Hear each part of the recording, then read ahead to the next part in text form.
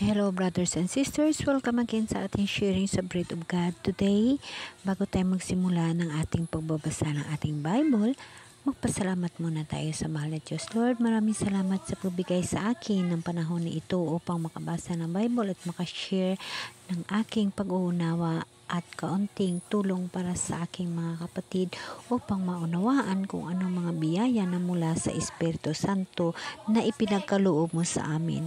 Panginoon, maraming salamat. In the name of the Father, to the Son, to the Holy Spirit. Amen. Lord, napapasalamat ako sa iyo sa pag-uunawa na binigay mo sa akin ang pinagkaloob ng Holy Spirit upang maunawaan ko ang mga bagay na aking nababasa.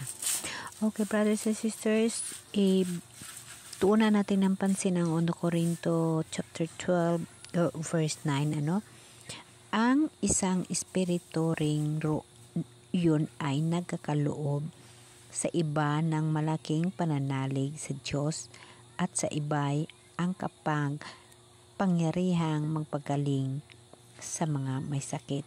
So ito yung dalawang ipinagkaloob ng Espiritu Santo sa atin, yung pananalig, yung faith natin, yung ating panampalataya sa mahal na Diyos, at yung iba naman ay nagpapagaling. Yes, brothers and sisters, mayroon mga tao na magaling sila magpagaling sa isang may sakit dahil nananalig sila sa mahal na Diyos, no? Mayroon mga tao na sa panalangin, sa paghawak nila sa isang may sakit, ito ay gumagaling dahil ginagabayan sila ng Espiritu Santo kung ano ang dapat nilang gagawin.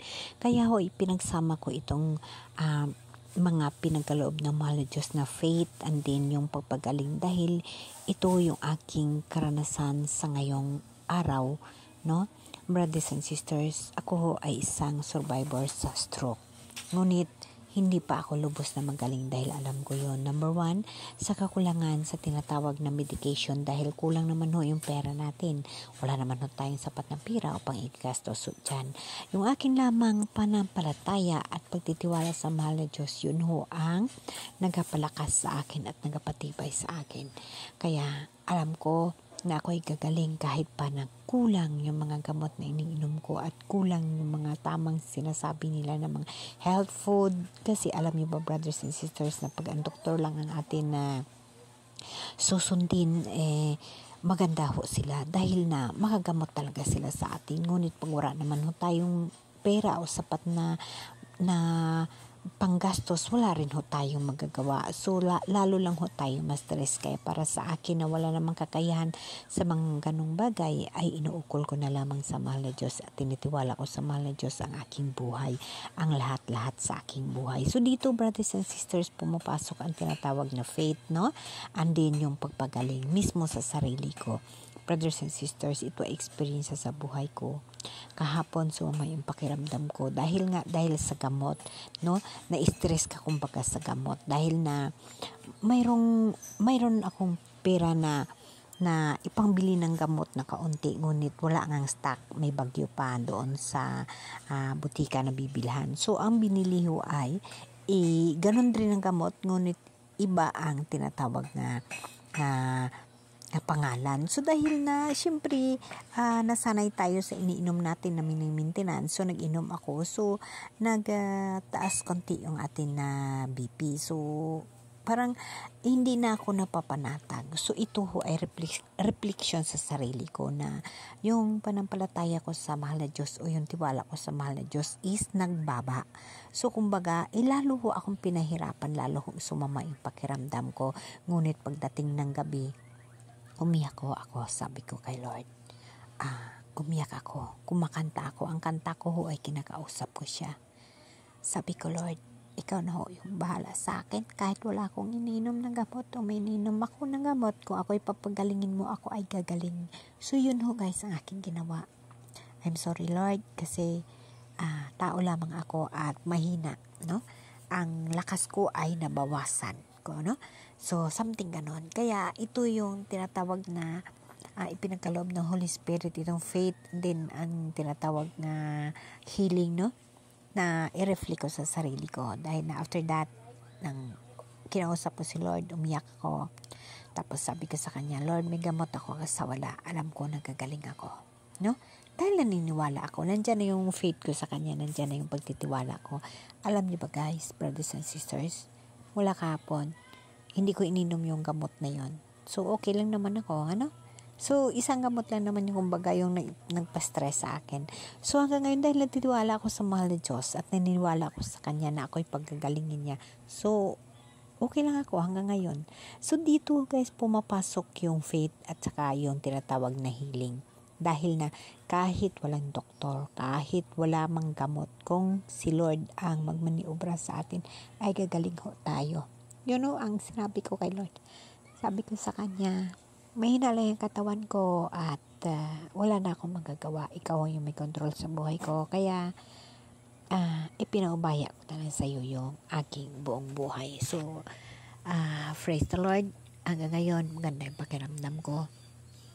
So, sabi ko, pag mayroong mga purpose sa akin ng mahal na Diyos, so, tatanggapin natin, ano. So, thanks God kasi maganda yung pakiramdam ko na wala naman akong ininom ng gamot. So, ibig sabihin yung maintenance ko is, wala akong ininom ngayon ng gamot. So, magandang pakiramdam ko. Dahil doon nga, guys, pumapasok yung pagtitiwala natin, yung faith natin sa mahal na Diyos. So, ako'y naniwala sa mahal na Diyos na kahit may gamot ako o wala akong gamot, pag ako'y papagalingin ni Lord, ako ay gagaling dahil mayroon pa siyang purpose. So, dito natin ipapasok yung tinatawag na may mission pa tayo sa mahal na Diyos. Alam niyo ba guys, na ang mga kasakit, ang mga paghihirap sa buhay, yung lahat ng mga trials na akala natin hindi na natin makayanan, akala natin ito na yung katapusan natin, akala natin ay mamamatay na, pero nananatili tayong buhay. Yun ho guys, yung tinatawag na inihanda tayo ng mahal na Diyos sa mga bagay na dapat natin harapin sa darating na araw. Na kumbaga, kung nalagpasan natin ang ganun kahirap, ang ganito kahirap dahil tayo ay nagtitiwala, ang faith natin ay buong buo, ganun din ang gagawin natin sa darating na araw na mangyayari pa.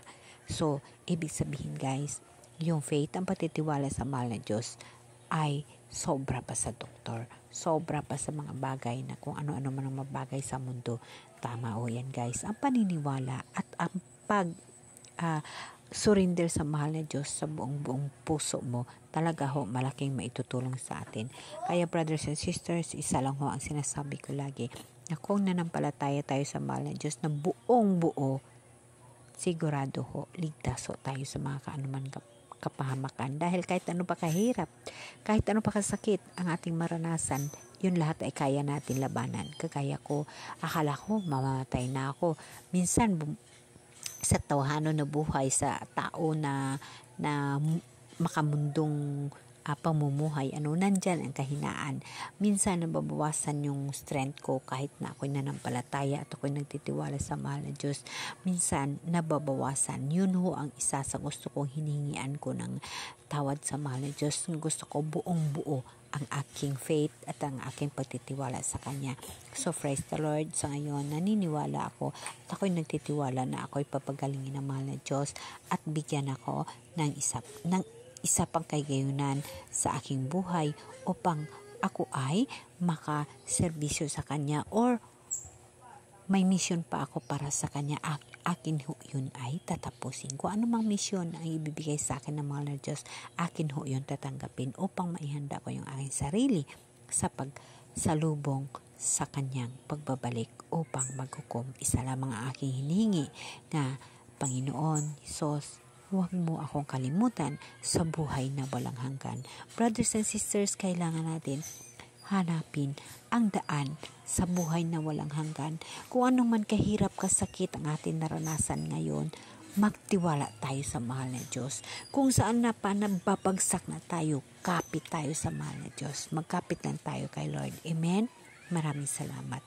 In the name of the Father, and to the Son, and to the Holy Spirit. Amen. Lord, thank you so much, Lord. Maraming salamat, Lord, sa pagkakataon na ibinigay mo na naman sa akin upang makabahagi ako ng aking experience sa buhay. So, brothers and sisters, ang ipinagkaloob ng Espiritu Santo, ang faith at ang paggamot, paghealing. Amen? Amen.